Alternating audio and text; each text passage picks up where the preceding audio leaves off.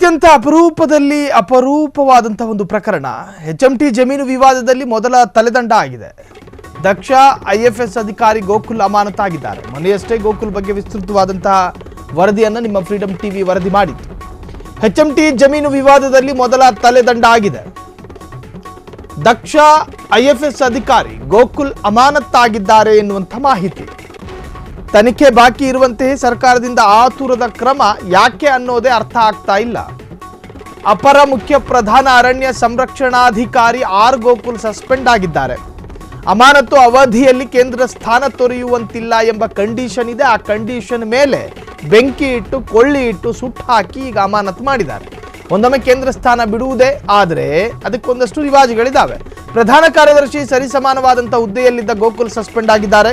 ಗೋಕುಲ್ ಅಮಾನತಿಗೆ ಶಿಫಾರಸು ಮಾಡಿದ್ದ ಅರಣ್ಯ ಮಂತ್ರಿ ಈಶ್ವರ್ ಖಂಡ್ರೆ ಅಮಾನತಿಗೆ ಶಿಫಾರಸು, ಅರ್ಥ ಮಾಡ್ಕೊಳ್ಳಿ, ತಮ್ಮ ಮೇಲೆ ಸರ್ಕಾರದ ಜಿದ್ದು ಸಾಧಿಸ್ತಾ ಇದೆ ಎಂದು CBIಗೆ ದೂರು ನೀಡಿದ್ದ ಗೋಕುಲ್. ಇದರಿಂದಾಗಿ ಇಕ್ಕಟ್ಟಿಗೆ ಸಿಲುಕಿದ್ದ ಅರಣ್ಯ ಸಚಿವ ಈಶ್ವರ್ ಖಂಡ್ರೆ ನೋಡಿ, ಒಂದೊಮ್ಮೆ ಕೇಂದ್ರ ಸ್ಥಾನ ಬಿಡುವುದೇ ಆದರೆ ರಾಜ್ಯ ಸರ್ಕಾರದ ಅನುಮತಿ ಕಡ್ಡಾಯ ಇರುತ್ತೆ. ನಿನ್ನೆವರೆಗೂ ಕಡೆ ಕ್ಷಣದಲ್ಲಿ ಆಟ ಬದಲಾಗಿದೆ. ಈ ವಿಚಾರದಲ್ಲಿ ಮೇಲುಗೈ ಸಾಧಿಸಿದ್ರ ಹಾಗಾದ್ರೆ ಖಂಡ್ರೆ? ಗೋಕುಲ್ ಅಮಾನತಿಗೆ ಶಿಫಾರಸು ಮಾಡಿದ್ದೇ ಈ ಅರಣ್ಯ ಇಲಾಖೆಯ ಸಚಿವರು. ತಮ್ಮ ಮೇಲೆ ಸರ್ಕಾರ ಜಿದ್ದು ಸಾಧಿಸ್ತಾ ಇದೆ ಅಂತ ಹೇಳಿ ಈ ಹಿಂದೆ CBIಗೆ ದೂರು ನೀಡಿದ್ರು ಇದೇ ಗೋಕುಲ್, ಇದೇ ಅಧಿಕಾರಿ. ಯಾರು ತಲೆದಂಡ ಆಗಿದ್ದಾರೋ ಅದೇ ಅಧಿಕಾರಿ ದೂರನ್ನು ನೀಡಿದ್ರು. ಇದರಿಂದಾಗಿ ಇಕ್ಕಟ್ಟಿಗೆ ಸಿಲುಕಿದ್ದಂತಹ ಅರಣ್ಯ ಸಚಿವ ಈಶ್ವರ್ ಖಂಡ್ರೆ ನಿನ್ನೆವರೆಗೂ ಕೂಡ ಖಾತೆ ಗೋತಾ ಭಯದಲ್ಲಿದ್ದ ಕಾಡು ಮಂತ್ರಿ ಈಶ್ವರ್ ಖಂಡ್ರೆ ಕಡೆ ಕ್ಷಣದಲ್ಲಿ ಆಟ ಬದಲು ಈ ವಿಚಾರದಲ್ಲಿ ಮೇಲುಗೈ ಸಾಧಿಸಿಬಿಟ್ರ ಹಾಗಾದ್ರೆ ಈಶ್ವರ್ ಖಂಡ್ರೆ?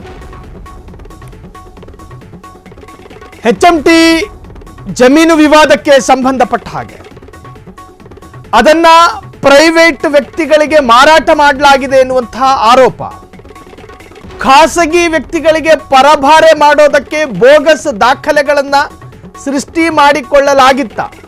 ಒಂದು ಸರ್ಕಾರಿ ಗೋಮಾಳ ಜಾಗವನ್ನ ಕಂಡವರಿಗೆ ಕೈಗೆಟಕಿರೋ ಪೇಪರಿಗೆ ಸೈನ್ ಹಾಕಿ ಕೊಡೋ ತರಹದ ಕ್ರಮಗಳನ್ನ ಪ್ರಯೋಗ ಮಾಡೋದಕ್ಕೆ ಆಗೋದಿಲ್ಲ.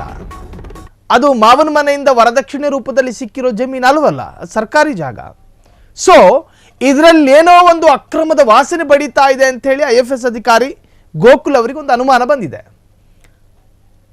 ಅದಾದ ನಂತರ ಯಾವಾಗ ಗೋಕುಲಿಗೆ ಇದರ ಬಗ್ಗೆ ಅನುಮಾನ ಬಂತೋ, ಯಾವಾಗ ಇದ್ರ ವಿರುದ್ಧ ತಿರುಗಿ ಬಿದ್ರೋ, ಯಾವಾಗ ಇದರಲ್ಲಿ ಒಂದು ಭ್ರಷ್ಟಾಚಾರ ನಡೀತಾ ಇದೆ ಎನ್ನುವಂಥ ಆರೋಪವನ್ನ ರಾಜ್ಯದ ಜನರ ಮುಂದೆ ಇಡೋದಕ್ಕೆ ಶುರು ಮಾಡಿದ್ರೋ, ಕಾಡು ಮಂತ್ರಿಗೆ ಶುರುವಾಯಿತು ಒಂದು ತರಹದ ಏನದು ಆತಂಕ.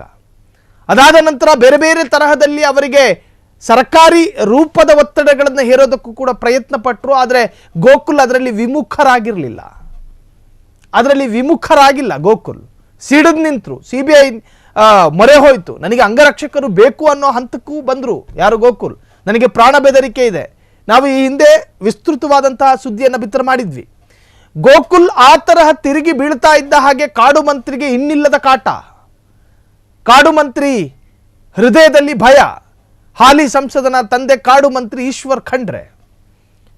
ಒಂದು ಕಡೆ ಸಿದ್ದರಾಮಯ್ಯರ ಸಚಿವ ಸಂಪುಟದಲ್ಲಿ ಈಶ್ವರ್ ಖಂಡ್ರೆ ಅವರ ಅಸ್ತಿತ್ವ ಇಲ್ಲವಾಗುತ್ತೆ ಅನ್ನೋ ಭಯ ಅವರಲ್ಲಿದೆ, ಈಗಲೂ ಇದೆ, ಈ ಕ್ಷಣನೂ ಇದೆ.